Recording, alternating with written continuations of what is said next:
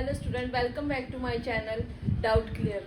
बच्चे, आज इस वीडियो में आपको मैं कोई पढ़ाऊंगी नहीं, बल्कि एक इम्पॉर्टेंट इन्फॉर्मेशन आपके साथ शेयर करने वाली हूँ जो कि सीबीएसई की तरफ से अनाउंस हुई है। ओके बच्चा, आप इन इंस्ट्रक्शंस को फॉलो करके बहुत अच्छे मार्क्स गेन कर सकते हो। अगर आपको पूरा आंसर नहीं भी आता है तो भी आप इन इंस्ट्रक्शन के साथ अगर क्वेश्चन को करते हो, थोड़ा भी आपको आइडिया है, then you will get the marks. Okay बच्चे, सो ध्यान से 1 बाय 1 सुनना, सो दैट कि आप एग्जाम में इनको फॉलो कर पाओ और अच्छे मार्क्स ले पाओ। बच्चे, फर्स्ट है आपका स्टेप फॉलो मार्क्स गिवन। बच्चे, मैथ्स में तो मैंने आपको पहले ही बताया कि जितने आप स्टेप फॉलो करोगे आपको मार्क्स मिल जाएंगे उसके, लेकिन अब सारे सब्जेक्ट में ये चीज़ फॉलो की जाएगी। आपके जितने स्टेप ठीक हैं, जितना आंसर आपका ठीक है, उतने मार्क्स आपको दिए जाएंगे। अगर आपने उसमें फार्मूला भी सही लिखा है, बाकी क्वेश्चन रॉन्ग है, लेकिन उससे रिलेटेड जो फार्मूला यूज़ होना है वो सही लिखा है, तो आपको फार्मूले के मार्क्स मिल जाएंगे, और जितने स्टेप आपने सही किए हैं उसके मार्क्स मिल जाएंगे। ओके बच्चा, सेकंड, ये चीज़ स्पेशली साइंस और मैथ्स में बहुत फॉलो की जाती है, और अब तो स्पेशली फॉलो की जाएगी क्योंकि सीबीएसई ने खुद ये चीज़ कही है। ओके, सेकंड है बच्चे simple, logical and relevant answer.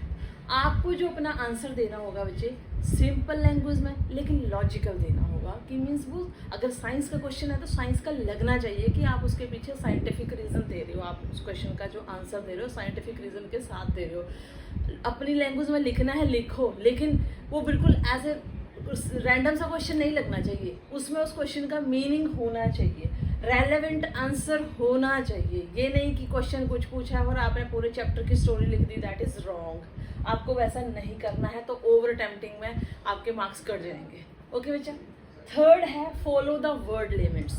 आपको जितनी वर्ड लिमिट्स बताई गई है उसको फॉलो करना है। बहुत बार लैंग्वेज में स्पेशली और एसएसटी में भी आपके वर्ड लिमिट लिखी होती है कि आप इस क्वेश्चन का आंसर इतने वर्ड्स में दो, तो आपको अप्रॉक्सीमेटली उतने ही वर्ड्स लिखने हैं। आपको वहाँ काउंट नहीं करने लगना है एग्जाम में, लेकिन आइडिया लग जाता है कि मान लो 50 वर्ड्स मैंने बोले हैं या उन्होंने बोले हैं, तो आप अप्रॉक्सीमेटली 50 के आसपास हो जाए। ओके बच्चा, फोर्थ है extra marks for the diagram and flow chart.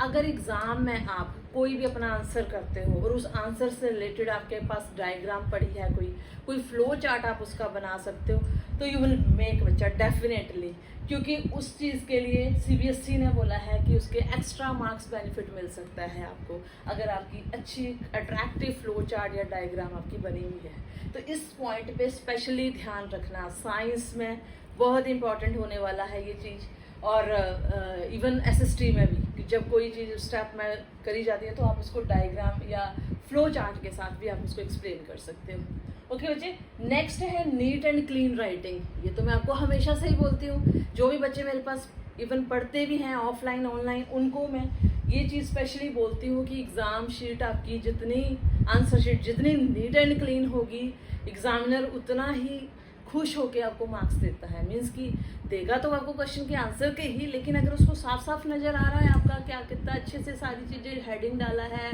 Question formula लिखा है, गिवन लिखा है, टू प्रूव लिखा है, एवरीथिंग यू विल राइट, तो आपको अच्छे मार्क्स मिलेंगे। ओके बच्चा, 6th स्टेप है अंडरस्टैंड द डिमांड। आपको क्वेश्चन की डिमांड समझनी होगी कि मुझसे क्या पूछा गया है, स्पेशली साइंस, एसएसटी और आपके हिंदी पंजाबी वगैरह में भी चल सकती है ये चीज़, कि आपको अगर जस्टिफाई बोला है आंसर को कि भाई ये स्टेटमेंट लिखी है इसको जस्टिफाई करो, तो आपको जस्टिफिकेशन ही देनी है उसकी। और अगर एक्सप्लेन बोला है तो आपको स्टार्टिंग से लेकर एंड तक उसको एक्सप्लेन करना है, और अगर रीज़न मांगा है तो बच्चे उसका रीज़न ही देना है। ये नहीं कि रीज़न पूछा है तो आप उसमें एक्सप्लेन करने लगे हुए, तो आपको मार्क्स इतने अच्छे से नहीं मिलेंगे। जो डिमांड करी है वैसा ही आंसर आपको देना होगा। अगर वो आंसर आपका 2 लाइन में ही कंप्लीट हो रहा है, दैट्स इट। लेकिन अगर जस्टिफाई करने को बोला तो वो जस्टिफाई ही आपने किया हो, चाहे वो 2 लाइन में ही हो, तो वो सही होगा। ओके अच्छा, 7th स्टेप है फॉर्मेट योर आंसर। अपने आंसर को एक फॉर्मेट में सेट कीजिए। मीन्स कि स्टार्टिंग में उसकी इंट्रोडक्शन होनी चाहिए, बीच में बॉडी होनी चाहिए, एंड एंड में conclusion of the answer, specially in SST. Okay, science में यू कैन ऑल्सो फॉलो।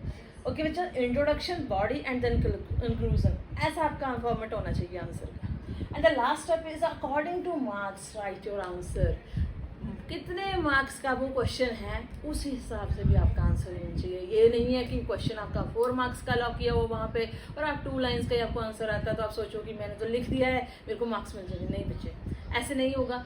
अगर 4 मार्क्स का 3 मार्क्स का क्वेश्चन है तो आपको उस हिसाब से ही उसमें लिखना होगा, और 2 मार्क्स का है तो उतनी लाइन है, 2-3 लाइन सफिशेंट है। उसके अकॉर्डिंग, मार्क्स के अकॉर्डिंग ही आपको ये चीज़ें क्वेश्चन का आंसर करना होगा। और एक और बात मैंने आपको ये एक्स्ट्रा मैं बता देती हूँ, या बताती भी हूँ पहले, कि आपको अपना जो एग्ज़ाम टाइम है वो भी अकॉर्डिंग टू मार्क्स डिवाइड करना है बच्चे। 1 मार्क्स वाले क्वेश्चन पे आपको ज़्यादा टाइम स्पेंड नहीं करना है। मैं तो ये बोलूँगी 1 मार्क्स वाले एंड में किया करो, जो लास्ट 15 मिनट्स बचते हैं, then you will go there. Okay, उससे पहले आप 3 मार्क्स, 4 मार्क्स, 2 मार्क्स, ये वाले सारे कंप्लीट कर लो।